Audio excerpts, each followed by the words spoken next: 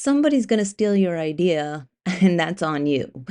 Hey guys, this is Andy with Mindset Matters More. Let's talk about it. So, I want to talk about ideas and execution of ideas.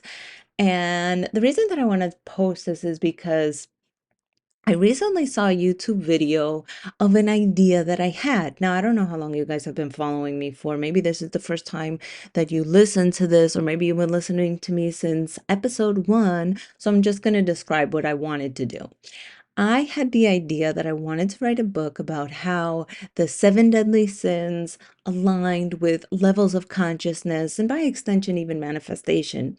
And I had come to the conclusion that, like, yeah, this is such an interesting topic and love hearing about it. But yet, I also heard that, like, if you want to write a book, you better be sure you're ready to talk about it for the next 3 to 5 years. Because if it happens to go viral, if it happens to sell out like crazy, then yeah, you're gonna have to talk about it. You're gonna basically be the authority on this thing. And so you have to be willing to not only talk about it, but defend it and develop ideas. And I was just not all about that. Like, there's other things that I can talk about forever, like spirituality, journaling, prayer, meditation, all that stuff. But like the connection between the seven deadly sins and consciousness, yeah, great idea. But it wasn't for me. And so yesterday I was toggling around on YouTube and I saw a video of somebody connecting the seven deadly sins to consciousness and manifestation. And I was like, this motherfucker. But here's the thing, right? Absolutely love this person and love their videos. So I'm not knocking it, and they did a wonderful job doing it. It wasn't the angle I was going for, but it just really was like, hey, yeah, if you don't put out the idea, someone else is going to do it. And there's a few parts to that. The first is that no idea is a new idea. Like, if you think that you're having a unique idea, absolutely you're not. You're just bringing in your flavor to that idea. So, let's think about cosmetics. How many cosmetic companies are out there?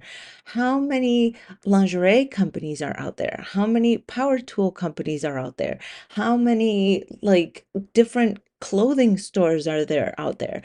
It's not a unique idea, but somebody had the idea like, oh, this is my flavor of it, and I want to put that out into the world. So it's not the idea that's new. It's the authenticity of your personality being shown through that idea. So yeah, look, I wasn't going to do it in the format that this person did it. They did it in front of a whiteboard and they were talking with their friend, and it was not in a book form, but the idea is out there, and it was with his language and the way that he interpreted it and the way that he saw it. It wasn't how I saw it or how I interpreted it or how I was going to show it. So it's very different. But so often we're like, oh, I can't do that. This person already did it. This idea is already out there. Nobody's going to want to listen to me. No, like, we use it as a way to keep ourselves from ever putting anything out in this world. And what we are by nature is creators. And we have to create these ideas in the way that we view them. The other thing is that, like, sometimes when people tell you, oh, yes, like, you can't create that because you have to do it in this certain way, and it's not going to work if you do it like that, and we believe them. We believe them that, like, we have to fit into this box that society tells us that we have to fit into. And I completely disagree with that. I believe that, like, if you're going to put something out and it's like weird, it'll probably be really popular with your people. Like, and that's what you want, is to attract your people, not other people, your people. So there's that. But also the fact that, like, let's say that I had wanted to, like, put this idea out there. Say that, like, I really was interested in doing it, but a part of me was like, I'm too lazy. I don't want to do it. Not today. Let's say that, like, me and this YouTuber had the same idea. Oh, well, they beat me to it because I allowed myself to just not act on it.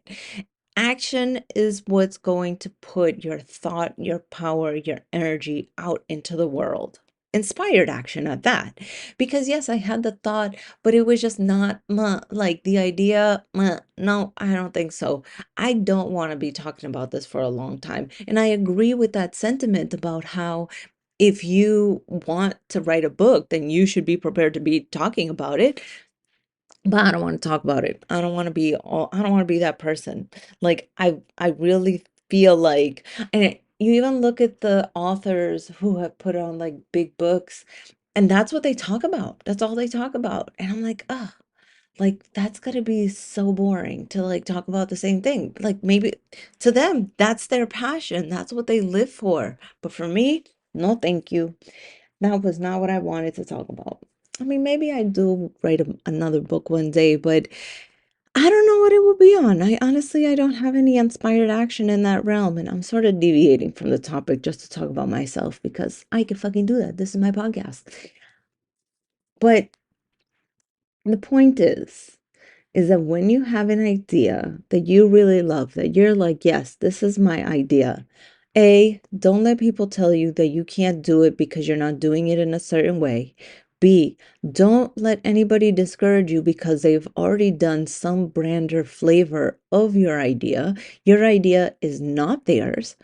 And three, don't ever just succumb to laziness. Like, I'll do it later.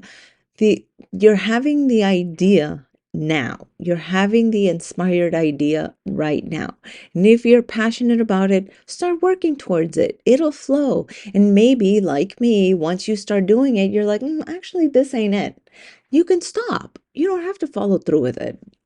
Now, does that mean that things are going to happen naturally and easily all the time? And that, no, I mean, the first book that I wrote, there was a few times that I wanted to quit, but you know what? I kept going because I'm like, this is really important and I want to.